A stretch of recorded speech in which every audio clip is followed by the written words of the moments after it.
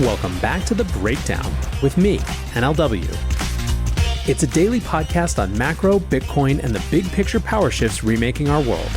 The Breakdown is sponsored by Nexo.io, Chainalysis, and FTX, and produced and distributed by CoinDesk. What's going on, guys? It is Thursday, September 1st, and today we are talking about Washington, D.C. versus Michael Saylor. Before we get into that, however, if you are enjoying The Breakdown, please go subscribe to it, give it a rating, give it a review, or if you want to dive deeper into the conversation, come join us on the Breakers Discord. You can find a link in the show notes or go to bit.ly/breakdownpod. Also, a disclosure as always. In addition to them being a sponsor of the show, I also work with FTX. All right, folks. Well, the best time of the year has begun. That's right. It's September. That means it's autumn. Don't care what's official. It is official in my heart. And according to TikTok, I am certainly not alone. Now, when it comes to markets, I am expecting an autumn of action. On the macro front, we have a rate meeting coming up in September that is going to be seen as a real bellwether of where the Fed is, how they're thinking about the future. Will we get another 75 basis point hike? Will we see the return of forward guidance? Will we instead still be in wait-and-see mode, basing decisions on new data as it becomes available? In either case, the FOMC also has meetings in November and December, so you can expect a lot of market discussion to come. Now, on the crypto front, there are reasons to think that there is likely to be a slew of action as well. One, many of the deadlines for the reports that President Biden called for in his executive order are going to start coming due. Second, there are a significant number of outstanding legislative efforts that are likely to be pursued when Congress and the Senate are back in session. Third, the midterms could shape the discourse in one way or another, either with Republicans reclaiming control of the House and setting a new agenda, or Democrats feeling emboldened with what would at this point be a surprise victory to hang on to control of the House. There is also a budget dimension, as Jake Chervinsky points out. He recently tweeted, "September and October may be busy for crypto in DC. Congress comes back to town for a final push to make headlines before the November election. Agencies approach fiscal year end on 9/30, with the goal of bolstering their budget requests with big enforcement actions." Plus, on top of this, there's just the fact that it seems as though action is heating up. And that's where we'll start today, with news yesterday that Washington, D.C. is suing Michael Saylor, former CEO of MicroStrategy, who is obviously best known for his big Bitcoin play, for tax fraud. Attorney General Karl Racine tweeted yesterday, "Today, we're suing Michael Saylor, a billionaire tech executive who has lived in the district for more than a decade but has never paid any DC income taxes, for tax fraud. We're also suing his company, MicroStrategy, for conspiring to help him evade taxes he legally owes on hundreds of millions of dollars he's earned while living in DC. It's the first lawsuit brought under DC's recently amended False Claims Act, encouraging whistleblowers to report residents who evade our tax laws by misrepresenting their residence. Led by Chairman Mendelson, the Council of DC unanimously updated the law and gave us enforcement authority. With this lawsuit, we're putting residents and employers on notice that if you enjoy all the benefits of living in our great city while refusing to pay your fair share of taxes, we will hold you accountable." So that thread obviously pretty well sets things up. But the real meat is in the complaint itself. DC is alleging that Saylor lived in a penthouse in Washington while masquerading, their word, as a resident of Florida or Virginia by purchasing property and registering to vote in those states.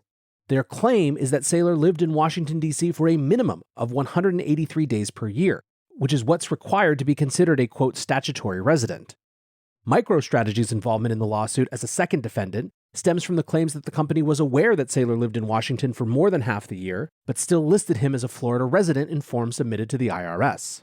Saylor responded in a statement, stating that a decade ago he purchased a property on Miami Beach and relocated there from Virginia, despite MicroStrategy being headquartered in Virginia. "Florida is where I live, vote, and have reported for jury duty, and it is at the center of my personal and family life. I respectfully disagree with the position of the District of Columbia and look forward to a fair resolution in the courts." MicroStrategy also denied the claims against them in a statement.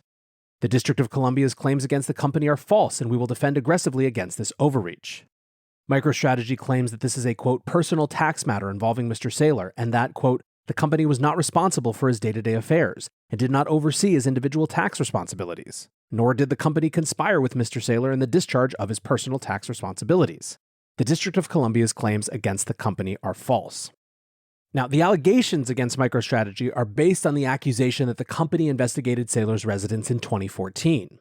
From the complaint, quote, Concerned about MicroStrategy's involvement in defendant Saylor's fraudulent scheme to avoid district taxes, in or about 2014, MicroStrategy's then chief financial officer undertook a count of the number of days that defendant Saylor spent in Florida as compared to the district, and found that because Saylor spent the majority of each year in the district, MicroStrategy could not justify misreporting Saylor's residency to federal tax officials.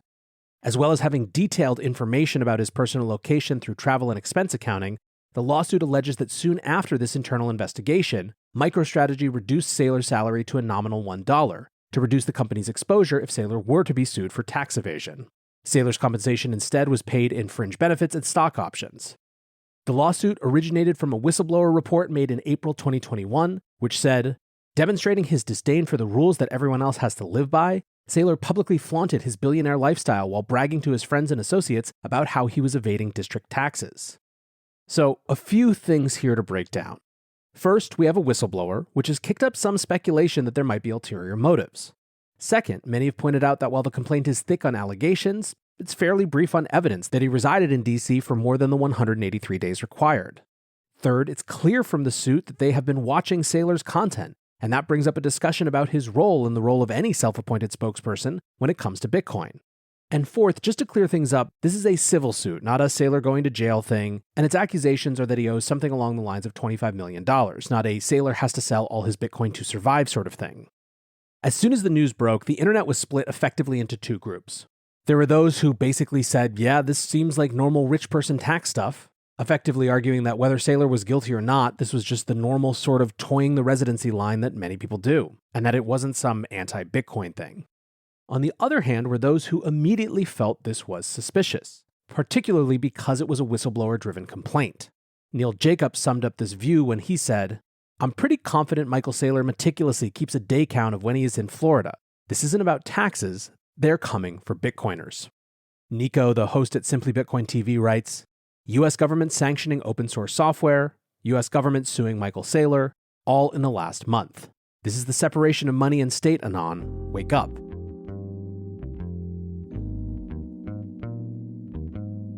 Nexo is a security-first platform built for the long run with everything you need for your crypto.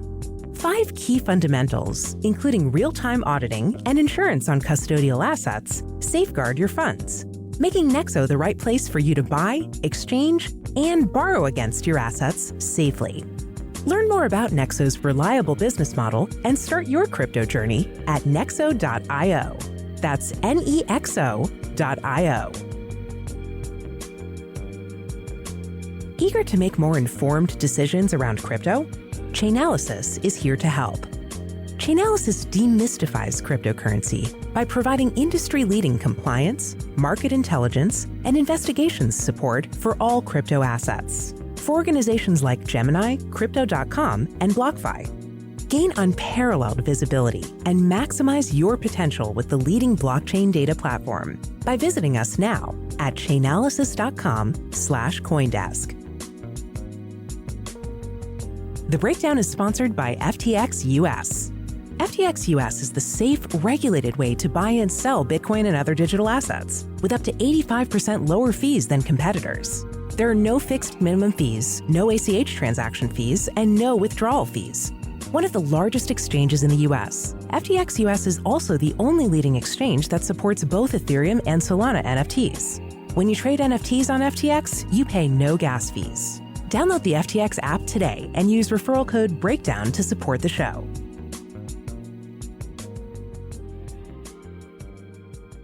Now, I was interested in who thought what, whether this was more run-of-the-mill tax issues, exactly as they said, or whether it was a surreptitious attack on Bitcoiners. I ran a highly scientific Twitter poll, and actually more than half of the people who responded said that it was an attack on Bitcoiners at 53.6%, whereas 46.4% thought it was just tax fraud the way that they said it is. Now, obviously, I have a very specific audience, so I don't think that you should take this as the general view, but it's notable that it's not necessarily just a random few who saw this as potentially Bitcoin motivated. Still, that wasn't the only opinion even among Bitcoiners. Nicole Dobrow wrote, I don't know. Miami is fashioning itself as a Bitcoin and crypto hub. Saylor has been in regulators' crosshairs years prior to becoming a Bitcoiner. Not good for public perception of Bitcoin either way. Just not sure if it's part of a larger strategic anti-Bitcoin play yet, though. Indeed, this idea that it might not be a Bitcoin thing, but that Bitcoin was going to get wrapped into it was a pretty common sentiment. ZeroX Sisyphus wrote, seems unrelated to Bitcoin, but will get headlines nevertheless. There was also a lot of discussion about the sort of cavalier way Saylor had sometimes talked about tax evasion in Bitcoin. Luke Martin tweets, why would they go after Saylor for tax evasion?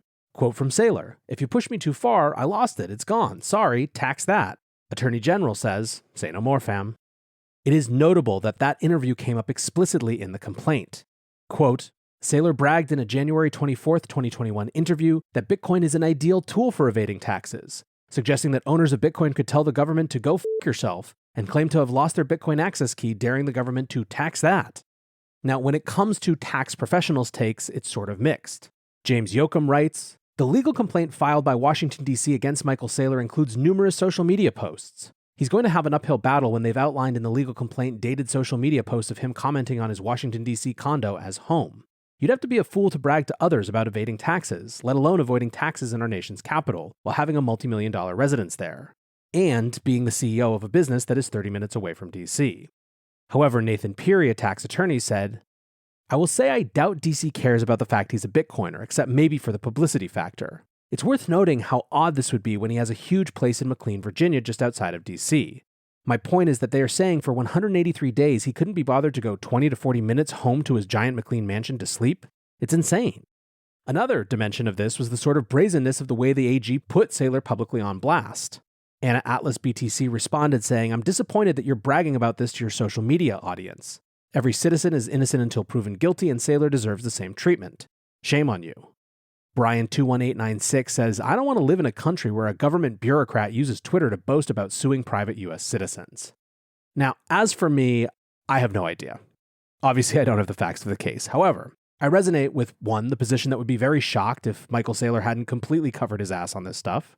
2, the position that whatever you might think about social media posts bragging about residences, they aren't really evidence that the specific number of days was spent in them. I also resonate with Zero Hedge's joking take where they said, Michael Saylor must be the only exec ever to live in DC while pretending to live in Florida. But also, while I don't think this is probably quote-unquote about Bitcoin, I do believe that because Saylor has made his whole thing Bitcoin in the court of public opinion, it is going to be about Bitcoin and the type of company Bitcoin keeps. I wish, in fact, that we would have more of a debate about Bitcoin spokespeople. Nicole Dobrow again says, this is why having Bitcoin figureheads is risky. Now, I guess for completeness and as a reflection on the state of the discussion, there are far more Bitcoiners on Twitter basically saying, this is base, taxes are theft, than those who are really engaging with that type of issue, but whatever. So the way that I set this all up, though, is that it's an example of government increasing crypto engagement heading into the fall. So let's talk about a couple more things coming out of DC as of late. The Financial Accounting Standards Board, FASB, laid out its criteria for assets it will include in its cryptocurrency accounting project. The criteria will rule out providing guidance for NFTs and some stablecoins, but will include most other cryptocurrencies. Now, for background, FASB provides the accounting guidelines for businesses, corporations, and investors. For years, they'd been asked to provide solid guidance on how crypto should be accounted for. However, for a long time, they declined to provide that advice, claiming that investment in crypto wasn't widespread among companies. Obviously, that has now changed. And in fact, MicroStrategy is part of that. Companies are currently using the non-binding guidelines of the Association of International Certified Professional Accountants relating to other intangible assets like website domains and trademarks to value their crypto holdings. Under these guidelines, businesses must review the value of assets at least once a year. They're also required to mark down their value as an impairment if it drops below the purchase price. If the value rises, companies can only record a gain when they sell the asset. These guidelines were designed to attribute value to intangible assets without liquid markets, often referencing subjective valuation metrics. This standard has been a point of contention within corporates that handle cryptocurrencies for some time, due to how badly it fits the nature of liquid crypto tokens with constant market pricing. MicroStrategy notably released a set of alternate accounts that stripped away impairment losses of their crypto holdings with their financials. In recent months, investors and analyst groups, including the Alliance of Concerned Investors and the CFA Institute, have pushed the FASB to set rules on crypto investments to allow equity investors to get a more transparent picture of companies' financials through SEC filings. The FASB is hoping to conclude initial discussions of the crypto project by the end of the year and bring a vote before the board on whether or not to issue a proposal.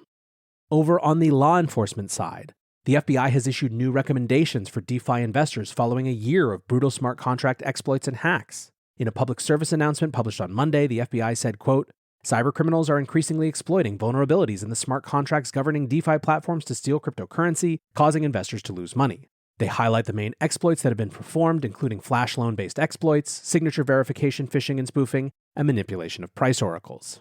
The announcement lists recommendations for investors, including researching DeFi platforms and protocols, ensuring that the DeFi platform that you use has undergone a code audit, being alert that liquidity pools with very limited time to join and rapid redeployment of smart contracts could indicate fraudulent behavior, and so on and so forth. It also makes a set of recommendations for DeFi platforms. Now, I think what's notable about this is that this is ultimately a pretty practical, well-considered set of guidance. It is very light on the sort of histrionics and crypto is for criminals sort of language that we've seen in the past, and is basically just common sense guidance. Speaking of which, earlier this week we saw a letter from the chairman of the House Oversight Committee to the Treasury, the SEC, the CFTC, the FTC, as well as 5 digital asset exchanges, asking for relevant information about the steps they're taking to combat crypto-related fraud and scams, as well as asking about what additional actions are needed to protect Americans. This letter sort of got lumped into the anti-crypto letter thing that has been happening a lot with people like Elizabeth Warren, but it doesn't really read like that to me. It reads much more like it's legitimately asking to help this person and their committee understand crypto, and reinforces for me the idea that conversations taken in good faith are almost always going to lead to better outcomes than the sort of supposition-based debate we've had before. Finally, we learned this week that Gary Gensler and the head of the CFTC, Chairman Benham, will both be testifying before the Senate this month, which is likely to have lots and lots of questioning around crypto. So there you have it. Like I said, I expect an autumn of action. And so far, just based on the last couple days, that position has only been reinforced. For now, I want to say thanks again to my sponsors, Nexo.io, Chainalysis, and FTX, and thanks to you guys for listening. Until tomorrow, be safe and take care of each other. Peace. I want to tell you about CoinDesk's new event, the Investing in Digital Enterprises and Assets Summit, or IDEAS. The event facilitates capital flow and market growth by connecting the digital economy with traditional finance. Join CoinDesk October 18th and 19th in New York City for a 360-degree investment experience where you can source, invest, and secure the next big deal in digital assets. Use code BREAKDOWN20 for 20% off a general pass. You can register today at coindesk.com/ideas.